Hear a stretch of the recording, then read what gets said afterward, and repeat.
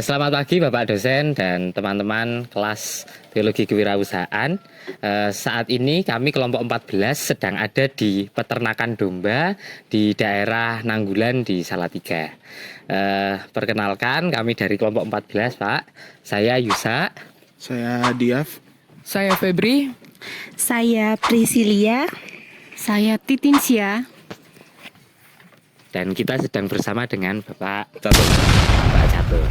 Ya, kami di sini ingin cari tahu Pak tentang bagaimana bisnis peternakan domba ini. Ya mungkin pertanyaan kami yang pertama, sejak kapan Pak Catur ini memulai bisnis peternakan domba ini Pak? Sekitar akhir tahun 2021. Oh baru berarti ya Pak ya. Baru. Tapi kambingnya sudah banyak, dombanya sudah banyak. Ya, puji Tuhan ya Mas ya. Iya. Oke, baik. Mengapa Bapak memilih domba daripada hewan yang lain?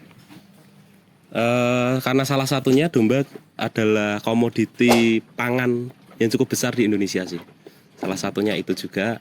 Terus pakannya juga lebih gampang daripada kambing. Tempatnya juga lebih gampang daripada sapi. Gitu. Pakannya lebih gampang daripada kambing dan tempatnya lebih gampang daripada sapi itu seperti apa Pak? Karena lahan saya ada di tengah perkampungan, Ya. Limbah domba itu jauh lebih mudah diolah daripada sapi. Terus pakan, karena dasarnya kambing itu pakannya daun, Ya. itu lebih susah karena pohon juga lebih susah kan dicari. Sedangkan domba itu masih gampang karena makannya rumput. Oke. Ya, pertanyaan berikutnya, bagaimana peluang bisnis ini Pak dibandingkan dengan bisnis peternakan yang lain? Gimana? Untuk peluang bisnisnya itu tentu jauh lebih menguntungkan karena hewannya nggak terlalu besar, tapi dibutuhkan cukup banyak, gitu. Salah satunya di penggemukan atau mungkin bahasa trennya fattening, terus kembang biak atau biasanya disebutnya breeding. Itu kan jadi salah satu yang masih cukup diminati juga hasilnya karena 90% terserap di sate-satenan lokal ya gitu. Dan olahan-olahan lainnya gitu. Oke nih, Pak Catur, kan tadi teman saya sudah bertanya tentang peluang. Nah, saya mau bertanya sekarang tentang tantangan yang dihadapi ketika memulai ataupun setelah memulai peternakan ini. Kalau tantangannya di akhir tahun kemarin itu lumayan cukup ya, kerasa karena ada karkas daging domba impor. Karkas itu jadi domba yang sudah disembelih datang ke sini dalam berupa daging. Gitu. Harganya cukup di bawah harga pasaran yang ada. Itu jadi banyak sekali yang kena imbasnya. Banyak peternak-peternak juga macet, yang jual pakan juga macet juga. Itu di akhir tahun sih sampai akhir-akhir ini sih. Gitu. Terus kalau misalnya dari penyakit begitu, virus dan sebagainya, domba ini termasuk yang tahan atau gimana Pak? Kemarin itu ada virus yang sapi-sapinan itu ya, aku lupa namanya. Domba itu cenderung lebih tahan. Gitu, cenderung lebih tahan dibanding kambing, itu jauh sekali lebih tahan terhadap cuaca, terhadap penyakit-penyakit juga jauh lebih tahan.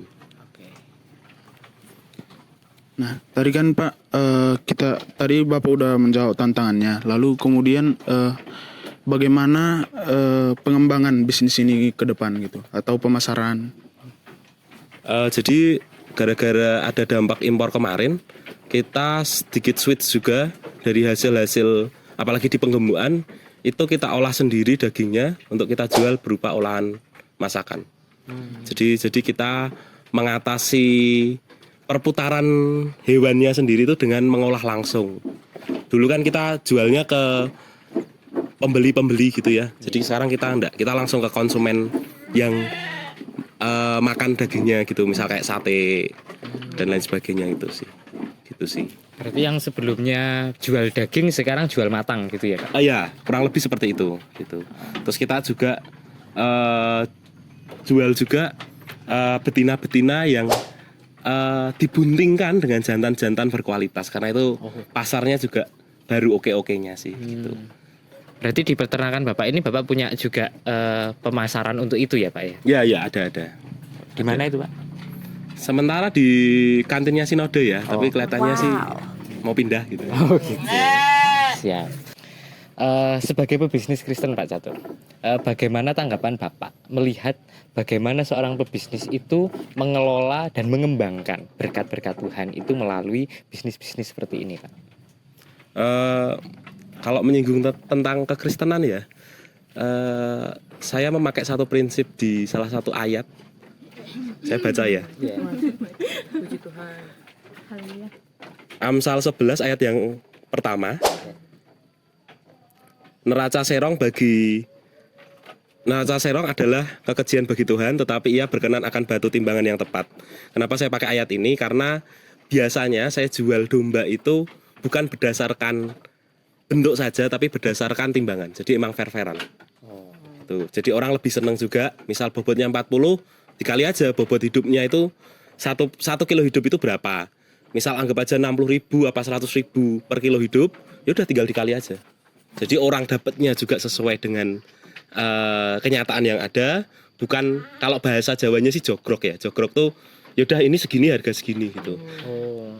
Kalau saya lebih ketimbang ya, karena jadi fair-fairan aja sih. Jadi kalau bentuknya gede segede bagong Gitu, itu ya. biasanya dimahalin, padahal beratnya enggak. Betul, seperti itu. Jadi fair aja gitu. Karena kalau mungkin teman-teman ke pasar, mungkin harganya jauh lebih tinggi karena kita tidak tahu timbangannya. Bukan merusak pasaran, tapi lebih ke fair-fairan aja. Karena basicnya saya kan di penggemukan. Penggemukan itu kayak penggemukan hewan pada umumnya, kita pakan itu dihitung dan lain sebagainya ya, ketemu di angka itu ya udah, itu harganya segitu. Jadi yang beli tidak rugi, kita pun juga tidak rugi. Gitu. Ya. Mungkin itu ya teman-teman ya yang bisa kita cari tahu dari Pak Catur dan bisnis peternakan dombanya. Kita terima kasih ya Pak Catur sudah berkenan menerima kami. Dan mungkin begitu teman-teman dan Bapak dosen, terima kasih. Sampai jumpa. Ayo Mas Yusa. Sa hati-hati Yusa yang naik aku yang panik Ya. Wes, terus mbok gocek kepala nih. Cie. Yusa janganlah Yusa aku yang panik.